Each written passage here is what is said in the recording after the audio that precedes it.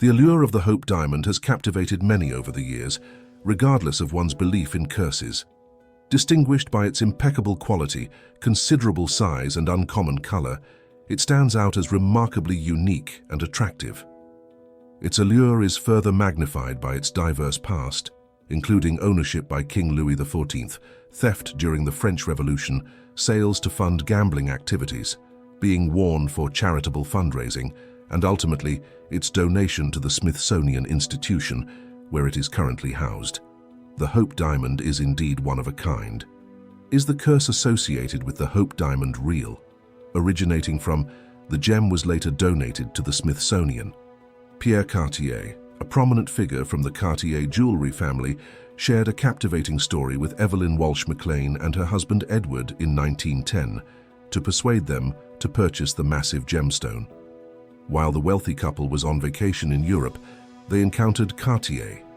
He recounted a tale from centuries ago about a man named Tavernier who traveled to India and stole a sizable blue diamond from the statue of the Hindu goddess Sita.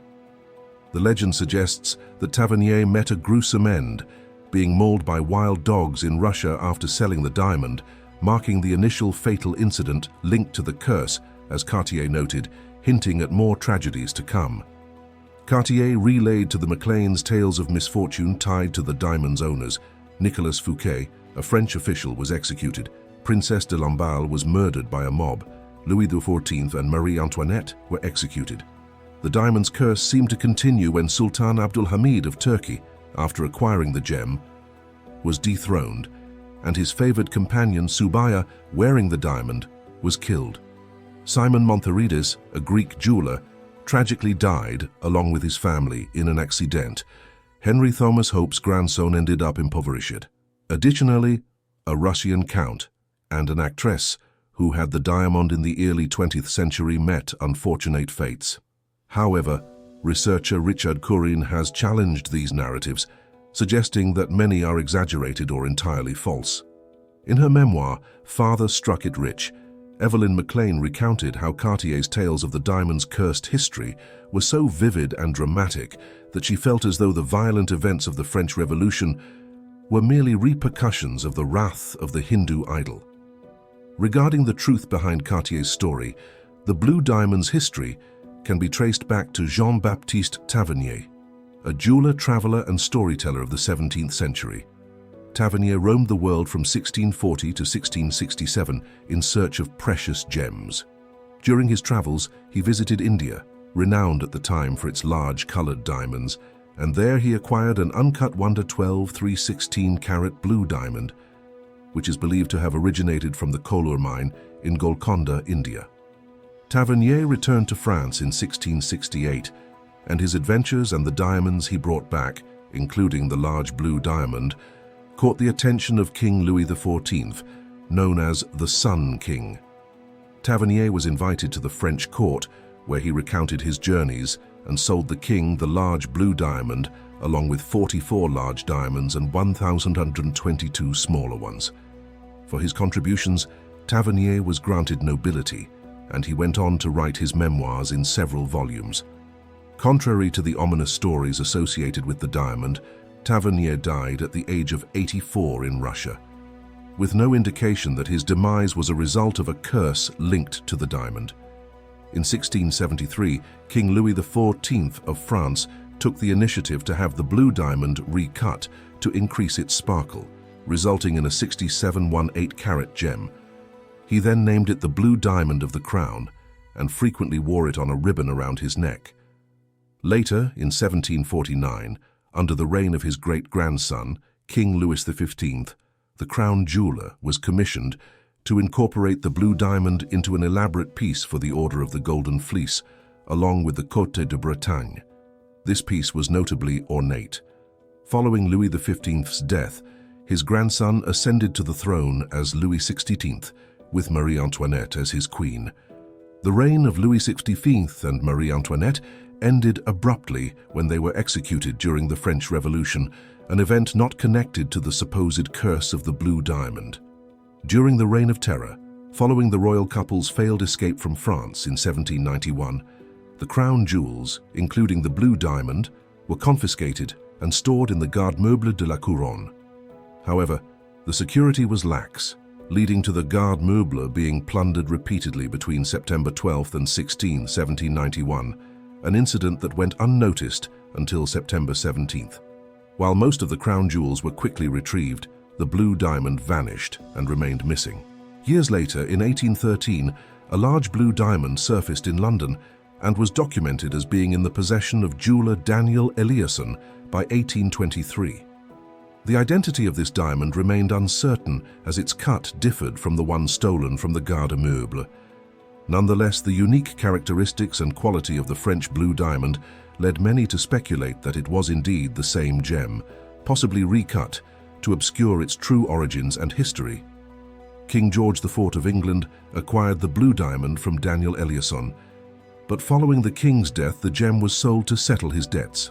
By 1839, or perhaps earlier, the diamond came into the possession of Henry Philip Hope, an heir of the banking dynasty Hope & Co. Henry Philip Hope, known for his art and gem collection, obtained the large blue diamond that would later be named after his family. Henry Philip Hope died in 1839 without direct heirs, leaving his estate, including the Hope diamond, to his three nephews. The eldest, Henry Thomas Hope, became the new owner of the diamond.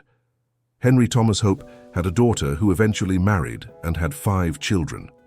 Upon Henry Thomas Hope's death in 1862 at age 54, the diamond remained with his widow. Later it was inherited by their grandson, Lord Francis Hope, as part of the estate left in trust by his grandmother, which he shared with his siblings. Francis Hope faced financial difficulties due to his gambling habits and extravagant spending, leading him to seek legal permission in 1898 to sell the Hope diamond. However, his siblings contested the sale, resulting in the denial of his initial request. Undeterred, Francis Hope appealed the decision in 1899, but once again his plea was rejected. Persistence paid off when, in 1901, he appealed to the House of Lords, which ultimately granted him the right to sell the diamond. In 1901, Simon Frankel, an American jeweler, acquired the Hope diamond and transported it to the United States. Over the next few years, the diamond was passed between various owners, eventually landing with Pierre Cartier. Cartier identified Evelyn Walsh McLean as a potential buyer when she first encountered the diamond in 1910, during a visit to Paris with her husband. McLean had once mentioned to Cartier that items deemed unlucky for others often brought her good fortune, prompting Cartier to highlight the gem's infamous past in his sales approach. However, McLean initially rejected the offer because she disliked the diamond's setting. Determined, Cartier followed McLean to the US and persuaded her to take the diamond home for a weekend, hoping she would become fond of it after he had it set in a new design. Cartier's strategy succeeded, and Evelyn Walsh McLean ultimately decided to purchase the Hope diamond. Upon learning of the purchase, Evelyn's mother-in-law was shocked and convinced her to return the Hope diamond to Cartier. However, Cartier promptly sent it back to Evelyn, leading to legal action to secure the payment they had agreed upon. Once the financial dispute was resolved, Evelyn McLean became a devoted wearer of the diamond, seeing it as a talisman. It is said that she was so attached to it that she reluctantly removed it only under her doctor's insistence for a goiter operation.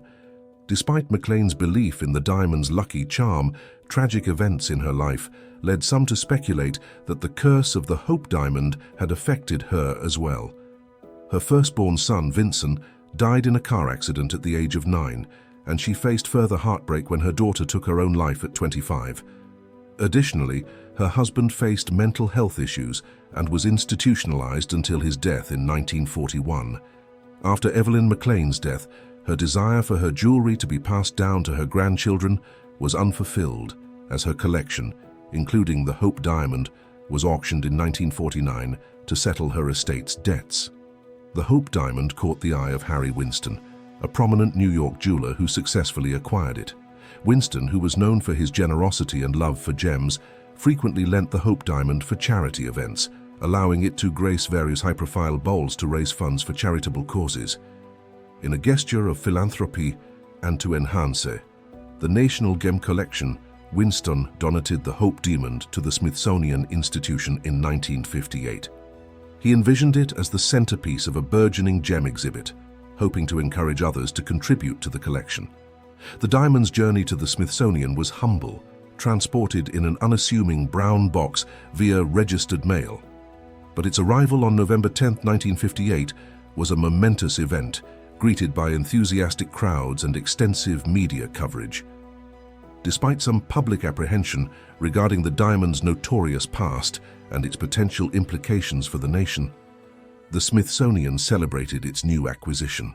The Hope Diamond now resides in the National Museum of Natural History as part of the National Gem and Mineral Collection, where it continues to captivate visitors from around the world. Its storied past and illustrious journey through history enrich the experience, making it not just a gemstone of remarkable beauty, but also a legendary artifact that bridges the past with the present, embodying centuries of human history, craftsmanship, and intrigue.